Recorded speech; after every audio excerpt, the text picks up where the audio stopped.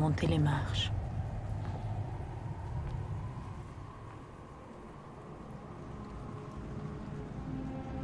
À la merveille.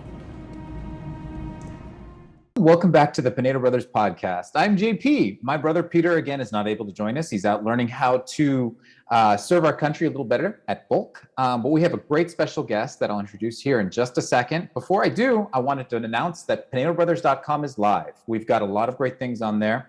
So check it out. I'll put a link in the description, and podcast listeners who sign up and click email JP will get a first look at our upcoming web series that we're working on. We're really excited about it. Love to hear what you think. Okay, now on to our special guest, Lee Vigil, executive producer for my feature film, The Extrovert, that I directed. Lee and I made it together, and I'm so happy now that we're able to chat. Producer extraordinary Lee. Thank you so much. Thanks, James. Thanks for having me. I'm glad to be here. Well, it is so good to be chatting with you again. It's been a long time, and I know, we had a few minutes before going live here, and I didn't even get a chance. We were talking about the presentation. I didn't even get a chance to hear how you're doing. How are you doing? Doing quite well. Things now school's starting up, so we got a new shift into busyness in my life and my household, but doing well all the same. Thanks for asking. Nice. I'm glad. Okay, you're most welcome. Well, I know that you're short of time. I can see that you're about to imminently board a flight. So how about we get right with onto the presentation? Sounds good to me. Okay, good. So today, folks, we're talking about how beauty moves our hearts and minds to God. And it's a little bit different of a podcast today. I've actually got a presentation for you all. That's different. Lee, in case you don't know, generally the folks don't have things to look at, but today they do. So here we go. We're talking today about revitalizing the world of Catholic art.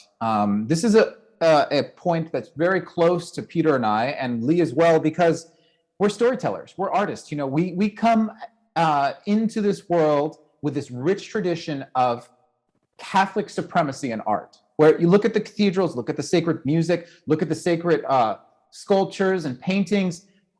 As far as art goes, Catholics have pretty much dominated the past 2,000 years. However, when you look now, there's been a great scarcity. We've kind of abandoned some of our rich history. When we look, for example, at movies, our chosen medium, Catholics are not recognized in any space and field as people who are purveyors of the best forms of this medium. And so what we see now is our rich tradition has taken a back seat and we're now trying to play catch up.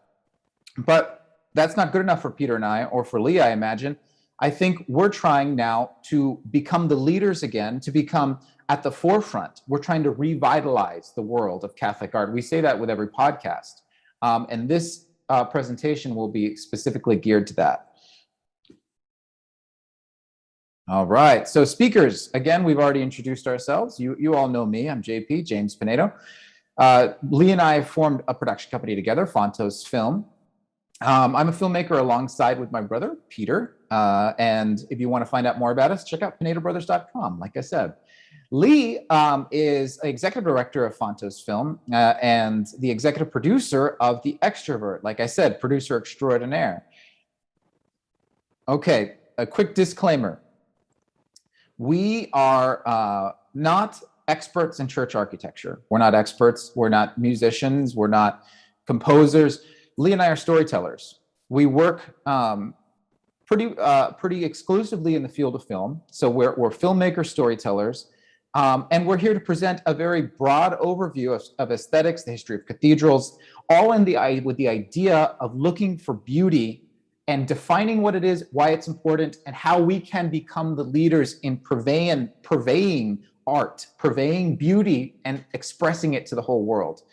The views expressed here, we're not meant to say that we're experts in any way. Like I said, we're not representing anyone except ourselves. So that's an important thing that we wanted to get out there. Okay, so quick question. We're going to be throwing around this term quite a bit. What is beauty?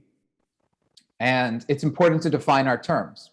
I often make mistakes of saying too much and going too fast and not being able to say, okay, what at the very beginning, what is this that we're talking about? We have to be very careful. That's something that in this modern day and age, I'm not alone in doing it, terms get mixed, words get muddied.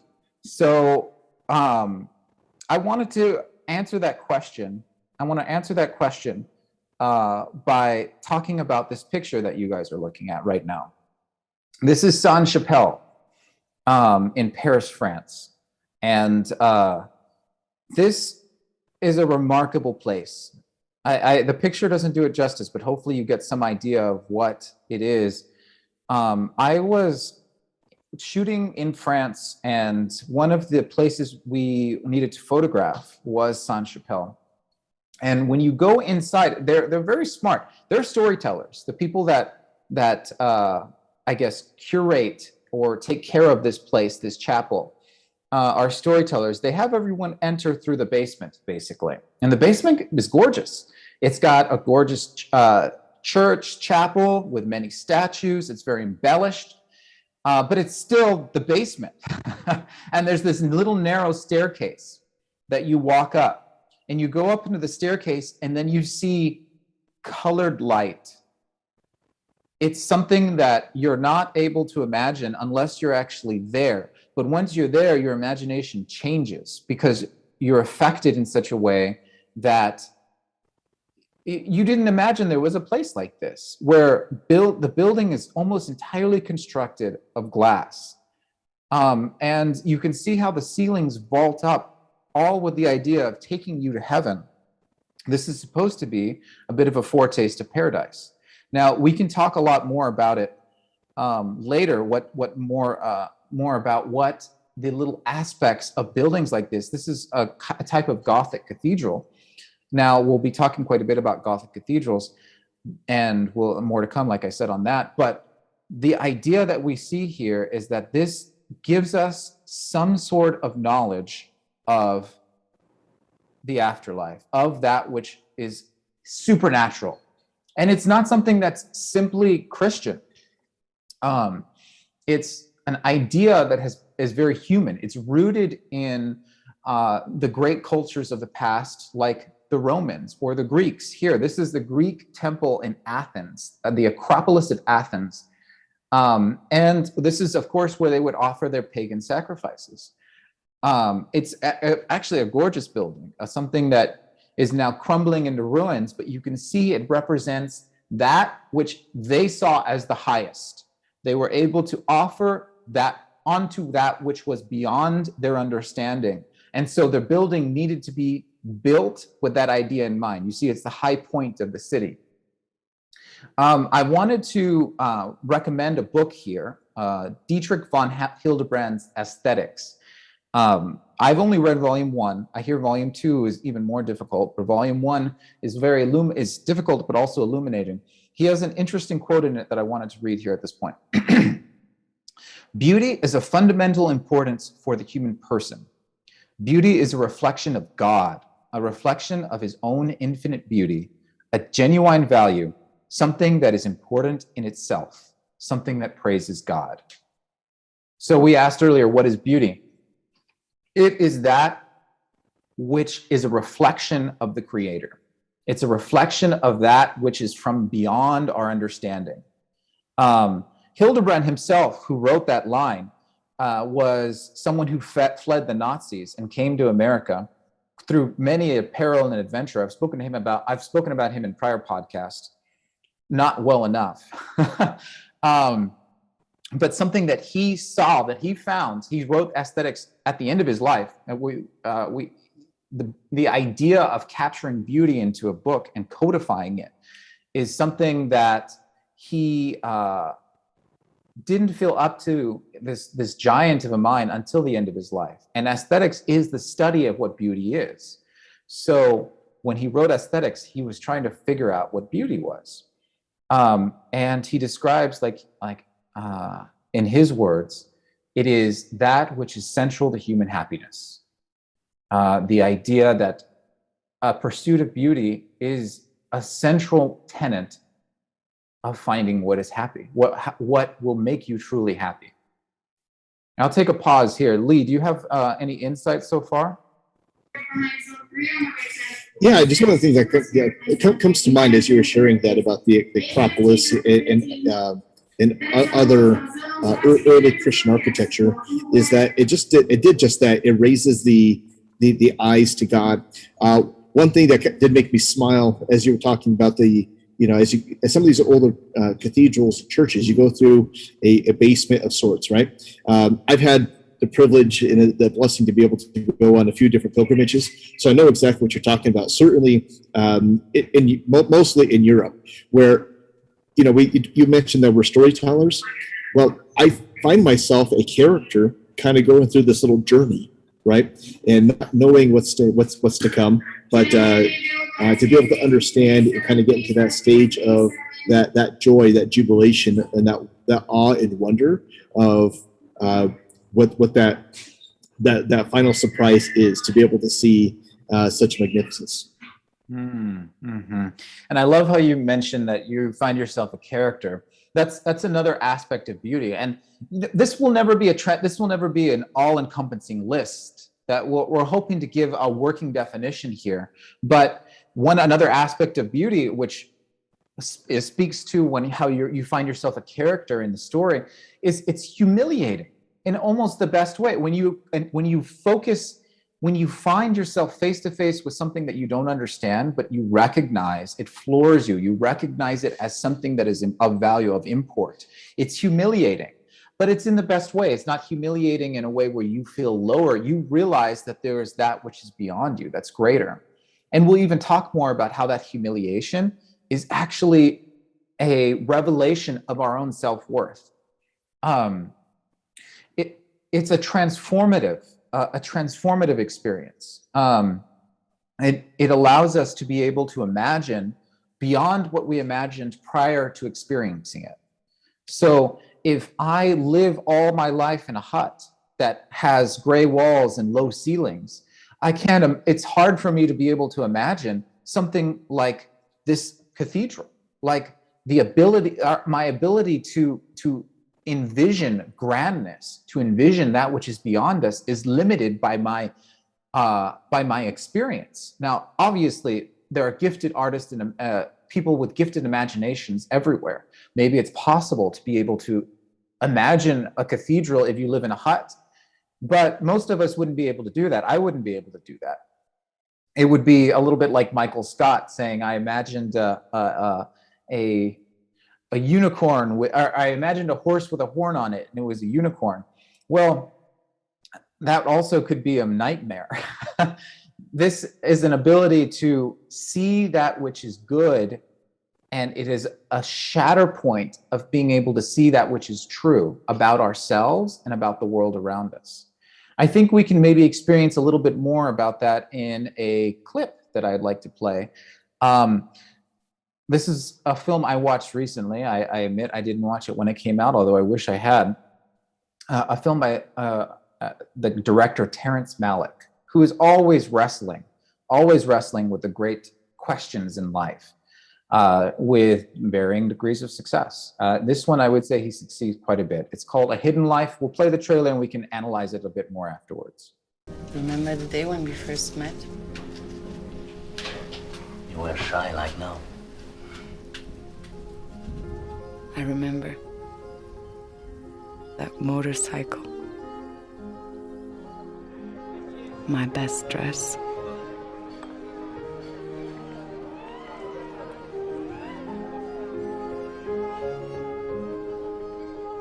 You looked at me, and I knew.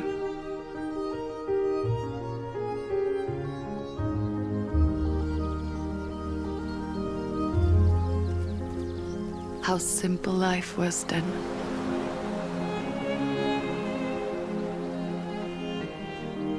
It seemed no trouble could reach our valley.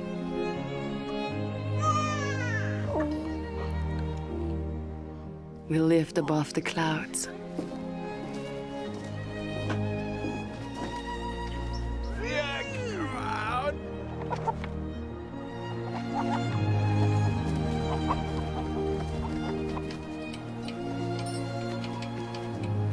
My sister came to live with us.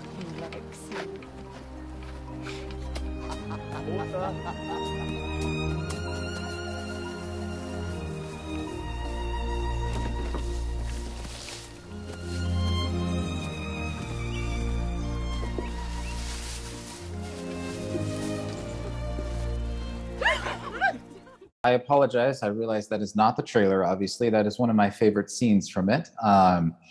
And I wanted to point out a few things about this. So this is the first image from this scene. And as you can tell, it's a husband and wife through the wife's eyes talking about how they first met and a little bit of the beauty of the underpinnings of the relationship. Now, the first question, remember the day when we first met? That's a story. We're storytellers. That's another tenet of beauty here. And obviously I come from a storyteller's bias here, but every artist really is a storyteller.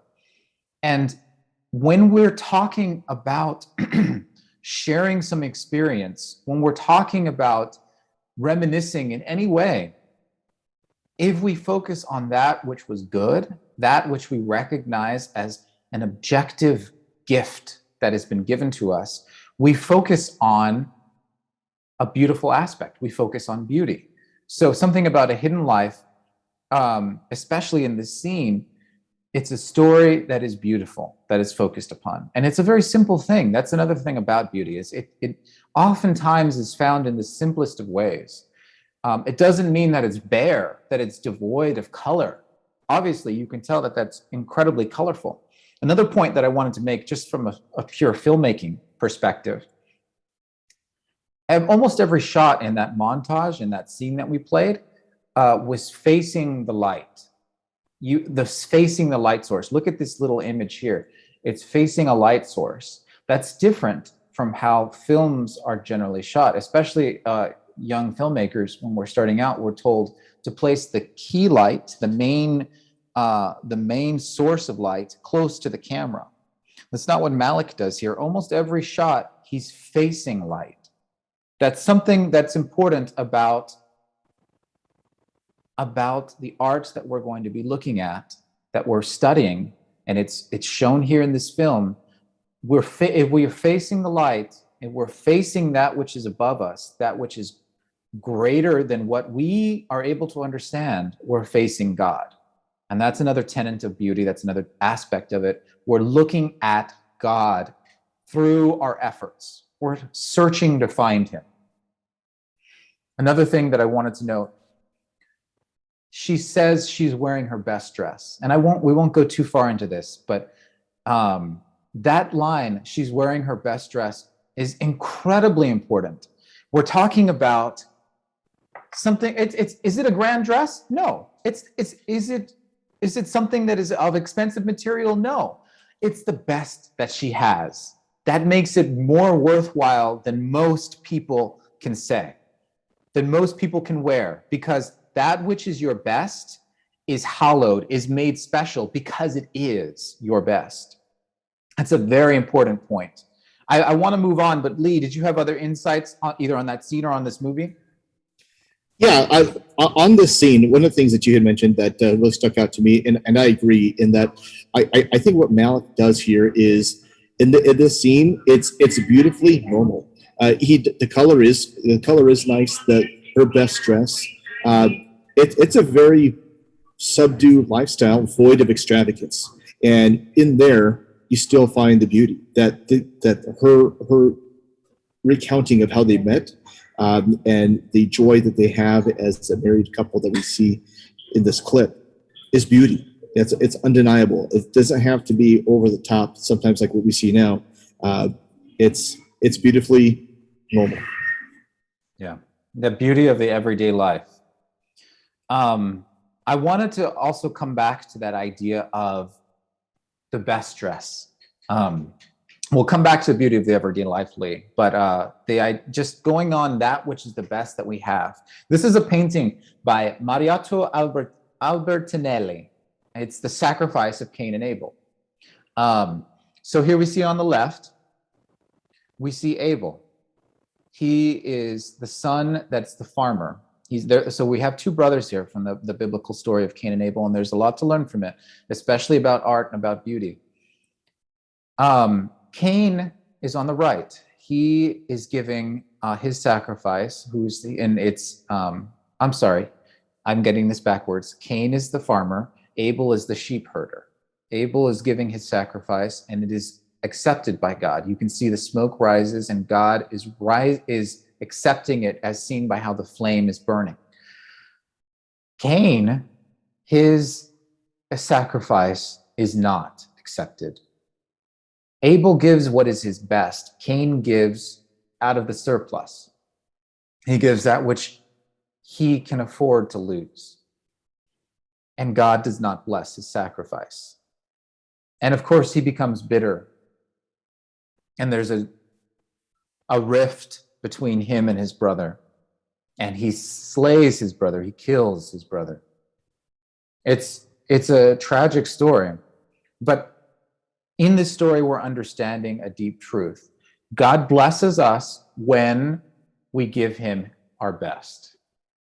And that's something that you're going to see over and over in the rest of this presentation. Again, it's not exhaustive, but what we see in the history of Catholic art, when it is at its high point, we are giving that which is our best to God.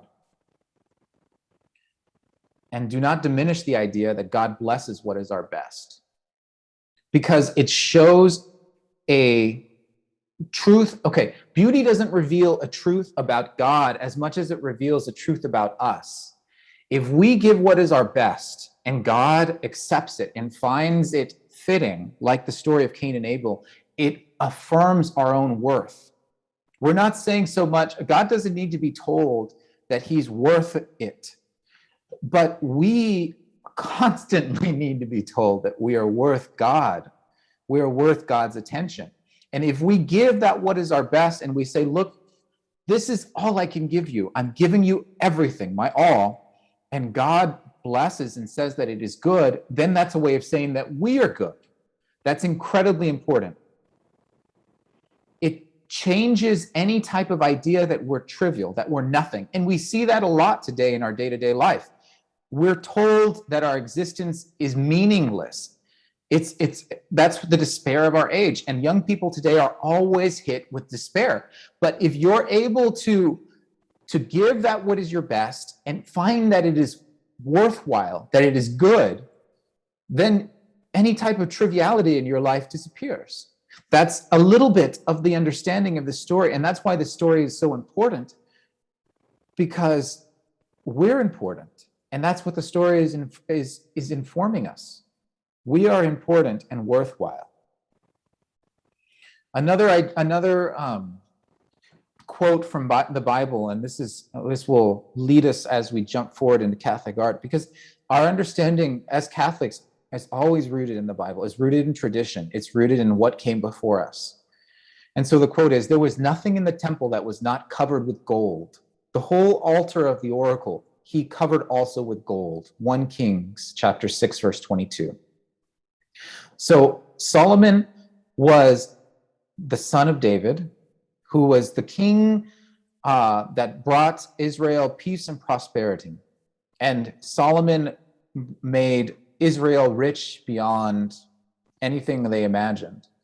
And David dwelt in a house of cedar, the Bible tells us. And he asked the prophet, why should I dwell in a house of cedar, while my Lord, the Spirit of my Lord, dwells in a tent? And the prophet told David that you are not to build the house for God, but your son will. And so Solomon, when his father passes and he takes the crown, one of the first things he does is he builds this house for God. And it is richer than anything that has ever been built, at least in the Jewish tradition. Everything is covered in gold. Everything is embellished. It is the best he can give, and he can give quite a bit. And that's important. He, being a rich man, is able to do more than what we saw with a little Malik film, Her Best Dress. He's able to create something that is trying to reach up into the heavens on this earth. So I want to posit an idea here. The idea that offering what is best to God has motivated the sacred art of the cathedrals, the sacred art of the Catholics, of the Catholic Church. And it is given a flourishing unlike anything that has been seen before. So I mentioned it before, but I want to state it very clearly that this dogma of giving the best to God allows us to do that which had never been seen before. Solomon did it in the temple, and we're going to see some cathedrals which are examples of earth-shattering beauty, of importance that shall not be forgotten, will never be forgotten. So the idea of giving our best is a very important idea. Okay, and we'll focus on church architecture here, but that's only a small part of what Catholic art is. We don't have enough time to focus on everything. And if we did focus on everything, we would do it all poorly. What we're trying to do here is narrow this down a little bit and hopefully give something that is worthwhile by narrowing our focus a bit. So I want to start with the Church of St. John Lateran. This is, I'm a storyteller, so I'm going to tell a story here. The church had fallen into the catacombs. It was the great Roman persecution. And we were being destroyed. We were being devoured by lions in the Colosseum. We hid. We could not offer public worship. It was a scary time. It was a dark time. But the church endured. The church lasted. And with the blood of these martyrs, it flourished. And the Roman Empire was not powerful enough to stamp it out. And in time, the emperors embraced the church and so it came out of hiding. And the first church that was built in this now, like the persecution is over, we can worship publicly, was the Church of St. John Lateran in Rome. Now, St. John is St. John the Baptist, and Lateran is the family upon which the church, that owned the grounds upon which the church was built. So St. John Lateran. And what we're seeing here is the inside as we face down into where the tabernacle is. A few points to note. Note the embellishment. Look at the ceiling. The ceiling is an idea of heaven. It's gold. It's like the Temple of Solomon.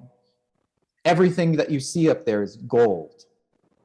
And then along the sides, we have the saints, the idea that we are capable of reaching the heights of that they reached. It's an idea of the human person is capable. It shows what the human person is capable of reaching. It's like a hall of fame. It's supposed to inspire the heart and the mind. So it's constructed, like I said, in the 1300s and considered the mother of the church faithful, the mother church of the faithful. Let me see if we can show a little bit better.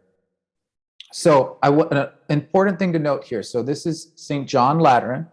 Note the cross. It's cruciform. You enter here. This is supposed to be the grand entrance here. Let's see if we can take a look. So most people enter through the back of the cross. And the temples, you can see, it's built in a very Roman architectural style,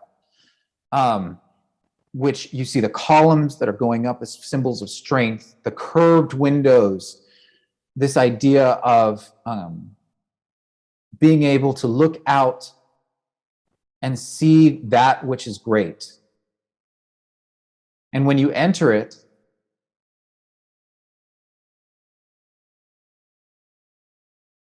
you have, like I said, the vision of paradise. A little bit more embellishment on those ceilings. Images of the Eucharist here. Again, everything is tied together. Everything shows that which is great, that which is grand. Here, the church altar, let's see if we can get closer.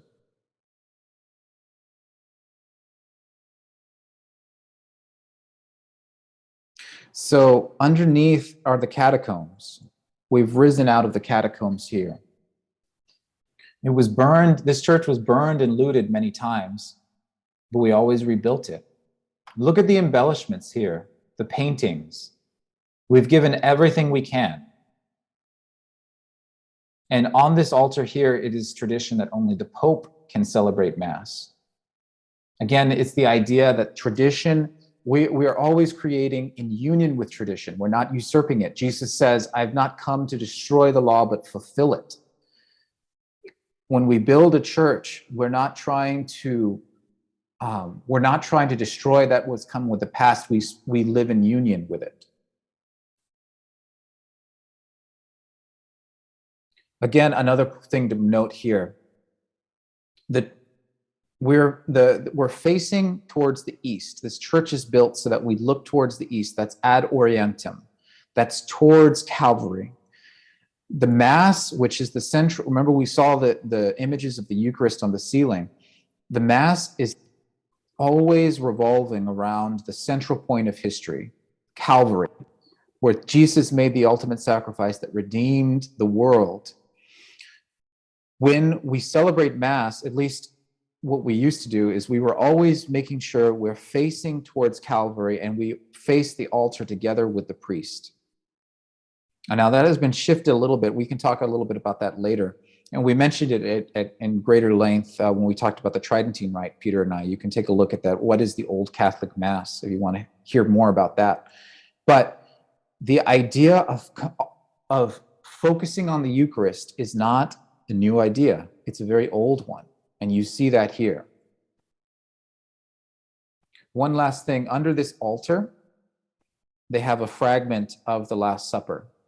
Again, Jesus, this is everything about the church is biblical.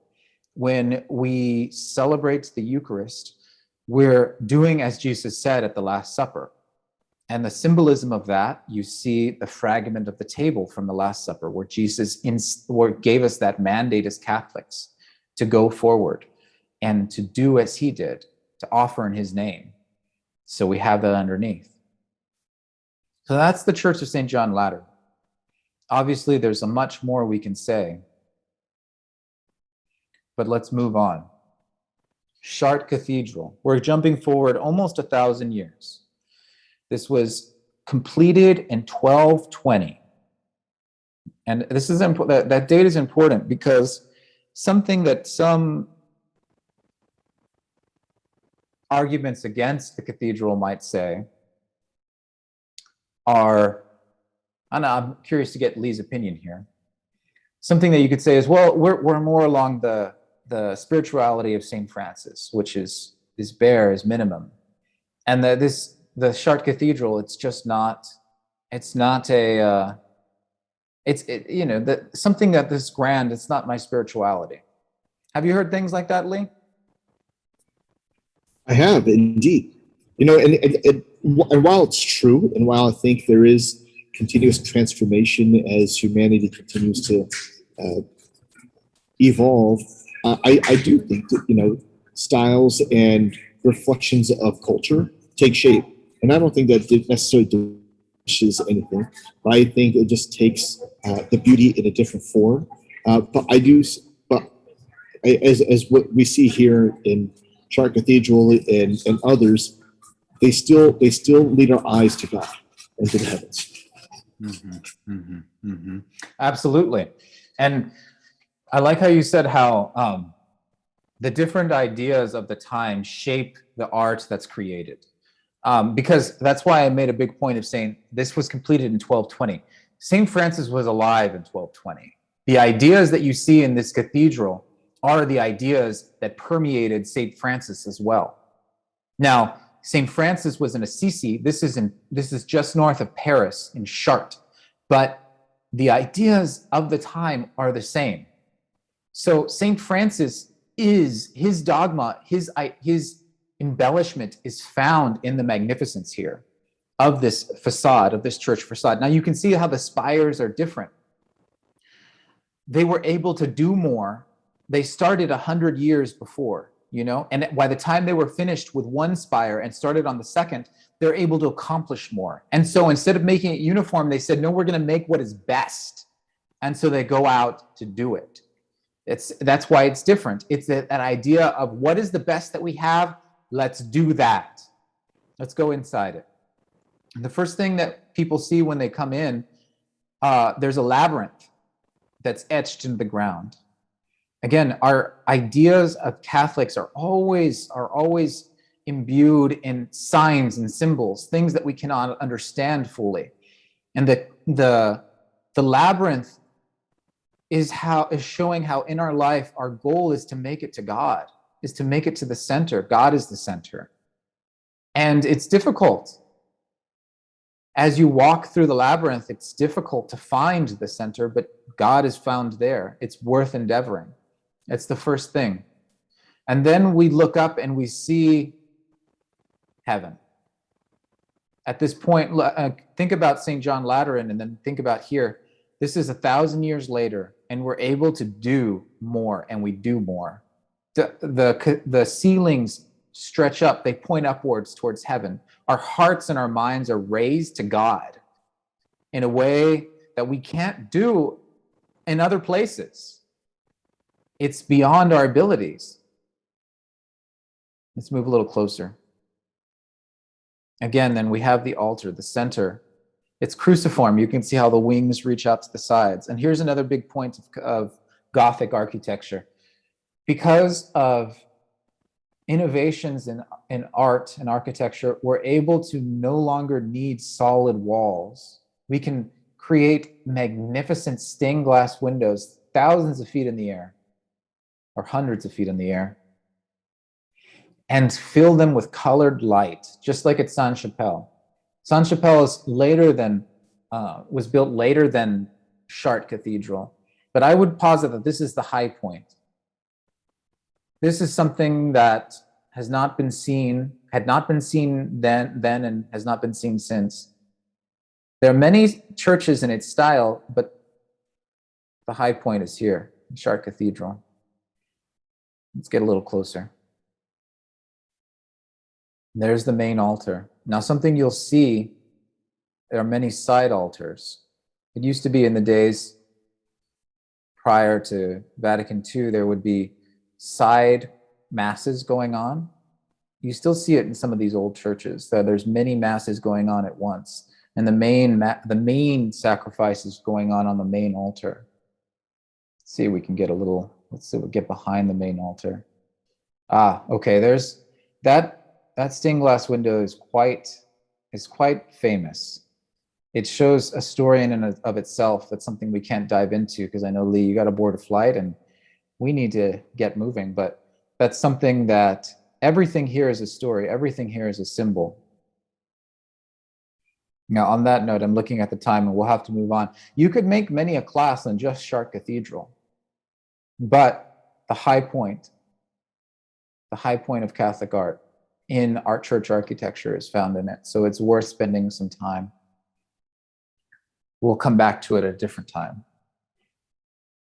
I want to come closer to home. Again, we're jumping forward almost 800 years to the 1800s.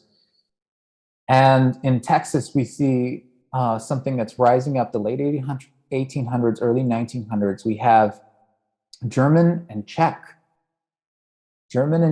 immigrants coming to Texas, and they're building this idea of Chartres. They're coming with this idea of Chartres. That idea is coming to Texas.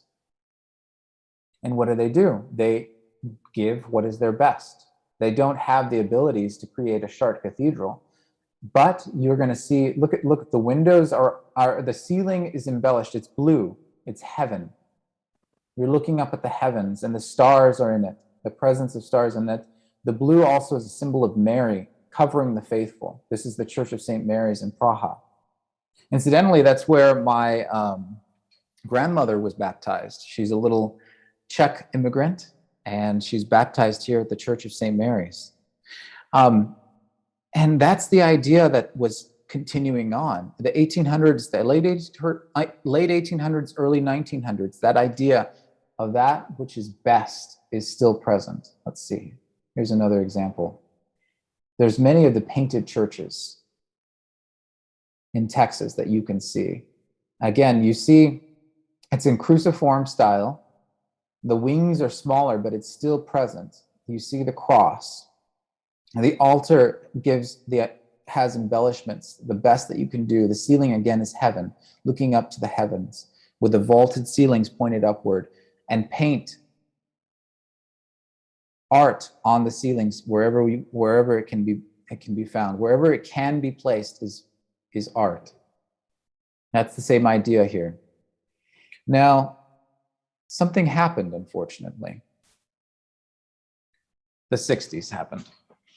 So what happened in the 60s? We had something called the Second Vatican Council. And as someone who is constantly defending the Second Vatican Council, I don't blame anything that happened from it on the council itself. But what happened is there were opinions that were found that were both ahistorical and acultural within it. And those opinions went on to permeate that which we found in church art since. And here are a few examples. Now, I've spent many a mass here. This is Los Angeles.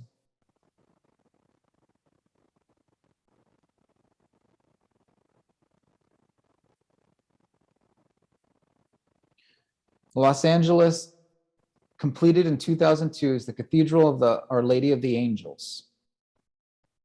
And this is where we can see an example of something called brutalist art. What is brutalist art? It's unfinished surfaces. Look at how it's rude concrete there, nothing that's on them. Unusual shapes. See how it seems like a box coming out of a box. One shape going onto another. It's kind of just a weird collection of shapes. Heavy looking materials. It's just concrete. It's blocks of concrete on top of one on top of another. Chartres Cathedral is light in comparison.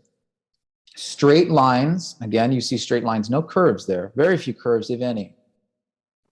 A straight line on top of a straight line, creating hard angles. And small windows. Now that cross, you might say, is a large window, but compare that to Chartres or Sainte-Chapelle that we've seen. It's practically no windows at all. It's an example of brutalist architecture. A great book that I like that I've used for this presentation is Pope Benedict XVI and Beauty and Sacred Art and Architecture.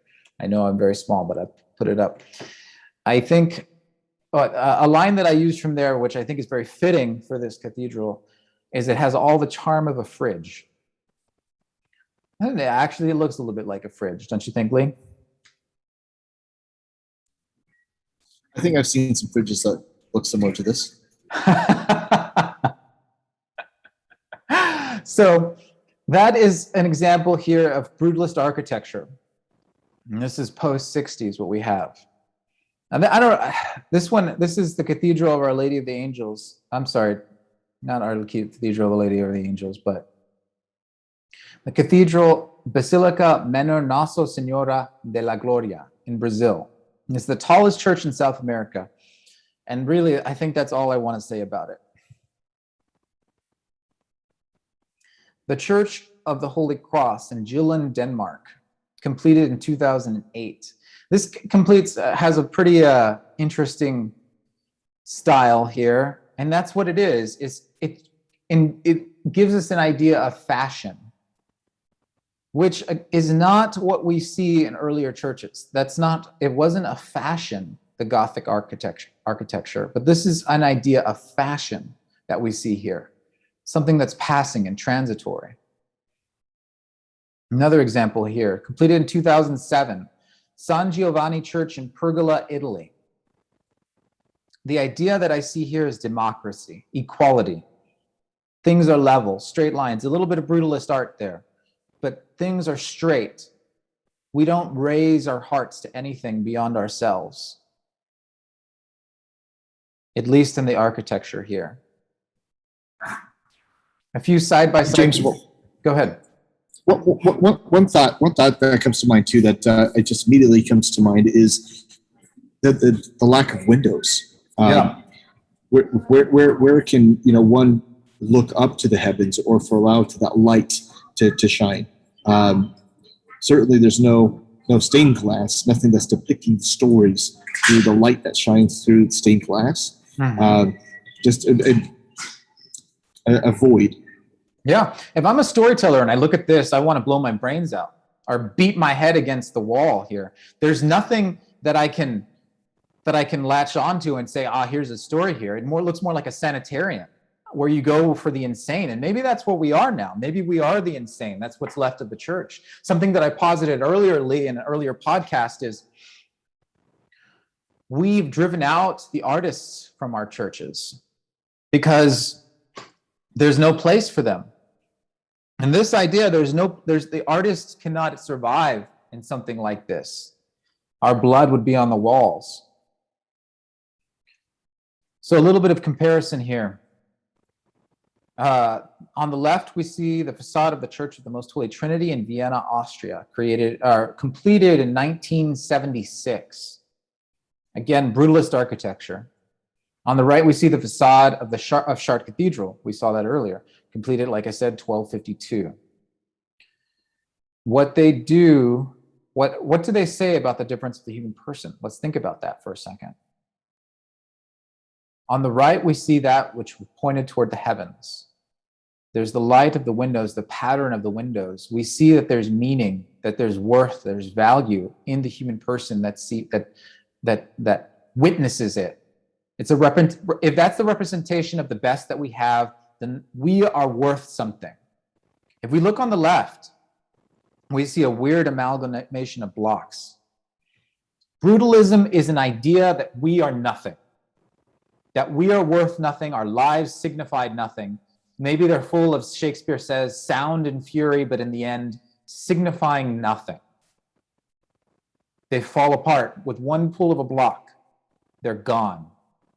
That's what we see here. In this church, we're told that we're nothing. Life is meaningless, and in the end, we'll die and we'll become this grass on that field. It's already beginning to look old. It postdates Chartres Cathedral on the right by almost 1,000 years, but Chartres Cathedral looks like it's in better shape. It's already drippy. Another side-by-side comparison. On the left, we see the Cathedral of St. Mary of the Assumption in San Francisco, California, which was built in 1971, completed in 1971. On the right, it's the inside, as we saw, of the Church of St. John Lateran. The bareness, the goldness, we see the biblical idea, everything that we cover in gold. And we witness the sacrifice on the altar. So on the right, the 300s, on the left, the 1970s. This is bare, it's minimal. There's nothing inside that we can find. Nothing that we can hold on to. It's like G.K. Chesterton writing The Ball on the Cross. The cross is something we can hold on to in our life. If we're falling, there's a point that we can grab. If we're looking here and we're trying to worship, there's nothing to hold on to on the left. If we're falling, our fingers will just slide through the concrete or cut ourselves on whatever that contraption is that's falling, cascading down from the ceiling. It's an idea of despair versus the idea of a point. There's a pointillism on the right. We can look towards the center and find something. So main points of difference that we're seeing here since the 1970s. On classic Baroque and Gothic cathedrals, we have embellishment everywhere. In postmodernist and brutalist style churches, there's a sneaky sort of iconoclasm. Now the iconoclasts, there was a couple of times where the iconoclasts really rose to prominence, but I'll focus on the Reformation era, or as I like to call it, the Protestant revolt. There was an idea that which is a representation of Christ or the saints or anything that shows heaven is verboten. It must be destroyed. And many Protestants went through gorgeous cathedrals and destroyed anything they could. It was the iconoclasts. And there's a sneaky bit of iconoclasm that we have now in our bare minimalist churches, an idea that the human person is not worthy of that beauty, of that embellishment. It needs to be destroyed, or it should not be represented. It should be hidden away. Just smooth it out. You see that with a lot of the churches now. And I showed some of the more, I tried to take the grandest examples of postmodernist brutalist style churches. There's smaller examples that maybe we've seen in our own neighborhood church, you know, buildings that look like more like an airplane hangar. But these are the most, like, I took three of the best and brightest of the old world, and then three of the most recent, the biggest examples to throw them against each other. And in those, you see sneaky sorts of iconoclasms. There's bareness, minimalist, nothing there. On the left, okay, classic Baroque and Gothic churches. They're representations of the entire liturgy and the entire community. On the right, postmodernist brutalist style churches, representation of private genius. The idea that one person is going to create something that hasn't come before it. On the left, we have communities of people coming together in union with tradition, in union with the entire liturgy to create something that is ours. On the right, we have something that is one person's, one genius. When you walk into the room, you say, go ahead. You know what? I think I want to say something about that too, because one of the things that you said earlier, you had pointed out that with construction applications have modernized certainly, and a building can be constructed within 2 to 3 years, and we kind of do this capital campaign. But in contrast, that's a very small amount of time versus the generations that participated in the construction of their parishes or the mother churches or the cathedrals, right? That you saw the stark difference between the spire of one generation and the other generation allowed the entirety of the church in the area to contribute to the representation of their spirituality into that structure. Absolutely. That's exactly where I was headed there. Exactly. Because, okay, in the words of a German writer, Heinrich Heine, and I'm going to look down so I get this correctly. When he was looking at the Antwerp Cathedral, he said, which is another grand example of Gothic art, which we could look at another time. The men who built these Gothic cathedrals, they had dogmas. We only have opinions, and opinions do not build cathedrals. That's where we're going at here. That's where we are. When on the left is dogma. We're built on something that came before it, something that has standing the test of time. The biblical story of Cain and Abel represents an idea of a dogma, the idea that we're giving that which is best. On the right, we have an opinion. Well, this might look good. This is my idea of beauty. If you don't get it, that's okay. If you walk into a room and you say you don't get it, well, that's okay. Not everyone gets it. On the left, we have an idea that we're grounded in tradition, we're grounded in eternal truths, and that transcends whatever is the fashion or the opinion of the time. It's something that we cannot do if we're grounded in pure opinions, no matter how strong they are. We cannot create a cathedral, the Gothic cathedrals. Okay. This is I want to move to our close here. And we have here a picture of Psyche outside Cupid's castle. And I want to finish with an idea that C.S. Lewis gave us in his last novel, Till We Have Faces. Now, C.S. Lewis, he was close to death and he knew it. And he was writing a story that he'd been thinking about for a long time, since he was a young man, a retelling of the myth, the Greek myth, about Cupid and Psyche. Now, we won't go into the particulars of that myth, but I think it's important to note that Lewis found value in the myth. He found something that's important, that's something that transcends time. That's something that we see in the cathedral as well. There's something of value, something that transcends time. That's why people come from all around the world to these cathedrals to witness something that is true and to marvel at it. And so Lewis was marveling at this myth, and he wanted to retake it, tell it from the story of the villainous older sister. Now, Psyche is the younger sister who is beautiful. She catches the attention of a god. She's absolutely gorgeous. And the older sister, Aurora, is as ugly as the name sounds. It's kind of a guttural sound. You can't even say it. But she is envious. She's jealous of her sister. And she manages to have, through, Lewis would argue, her own blind envy, but not real malice, have her sister banished from the magic castle of Cupid. Cupid had fallen for Psyche and had taken her as a wife, but Aurora convinced Psyche to disobey Cupid and had her banished for it. And Aurora is incredibly, incredibly guilty for the rest of her life. She goes on to be a wonderful queen who does many good things. But she's completely guilt-ridden. And her constant thought is one of anger towards the gods. Anger that she's ugly, that she's nothing, she's worth nothing.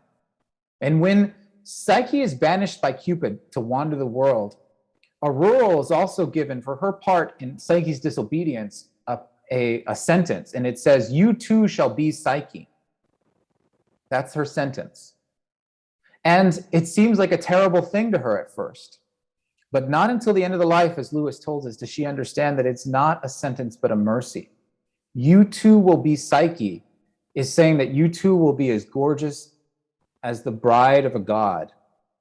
You are worthy of beauty. You are beautiful. That's why this is important. Because we too are Psyche. We have the beauty that is worthy of a god within us. We are not gods, but we are gods through the church, the bride of God. We are found to be fitting and a worthy residence for the Son of God in the Eucharist. We too are Psyche, and that is what beauty tells us. That's the central point that I want to drive home here. It's a confirmation of our worth. You find that in Lewis's "Till You Have Faces." So what do? How do we revitalize this idea of beauty? Find beauty in the everyday. This is not the time to circle the wagons. God does not lose battles. That's something that I learned by living in Los Angeles. It doesn't matter how dark it gets. God doesn't lose. It doesn't matter. You can find beauty in the everyday. You can find beauty in your own life. And there's artists that are out there that are creating, that are striving to create. I call it the JP2 generation. If you look for it, you can find it. You can find beautiful art, beautiful music, beautiful films. The idea that we as Catholics need to have is that we cannot lose. There is merit and worth in all of us. There's merit and worth in the artistic creation of the day, and we can find it.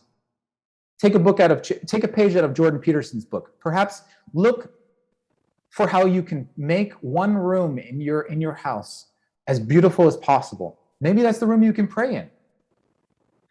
And then let that idea spill out to the rest of your home, to the rest of your life, one room at a time, maybe. Think about how you consume art in media. Are you watching what is beautiful? Are you listening to what is beautiful? As a community, we can come together and we can create that which is the best in the world again. Lee, do you have thoughts? I do, actually. I think they're, going back to a key word that you said at the beginning, the revitalization of art and beauty. I think it's our responsibility. I think the culture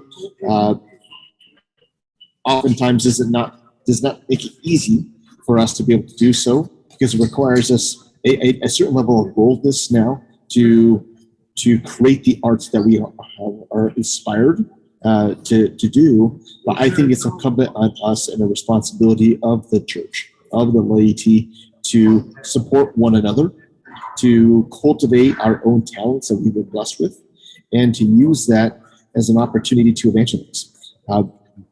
That's what we were talking about. All this art. What is beauty? Beauty is God. That which I forgot how you said it. That which reflects God. Something like that is what you had said. Well, we are that. That has not left. I think it's dormant, and I think it certainly remains in the hearts of people. So we need to be bold and create, follow through on the inspiration that we have, and then support those who do have that. If we identify folks who have that specific gift or talent, to empower them and to support them in doing so. I think similarly to what we've seen before, you have artisans and craftsmen and artists and painters and sculptors who were very good at doing one thing or a couple things, but you had a lot of people in those communities who were also shepherds and farmers and bakers and who supported these folks, who raised these folks from their homes and encouraged them to continue to create and manifest that gift that God blessed with. Absolutely. Well, I know we're out of time. We could go on forever, but I wanted to sign off here. Lee, thank you very much. If you ever want to reach out to Lee about this, any of these ideas, I encourage you to check out his email or phone number there. For us, this is the Pinedo Brothers podcast. Check us out, pinedobrothers.com.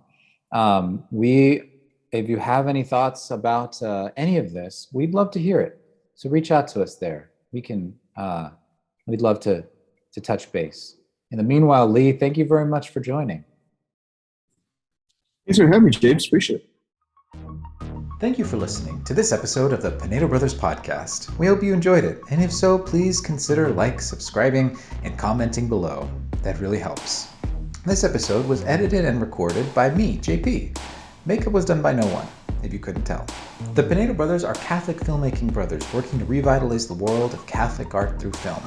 For more information on us, check us out at pinedobrothers.com. Thanks again.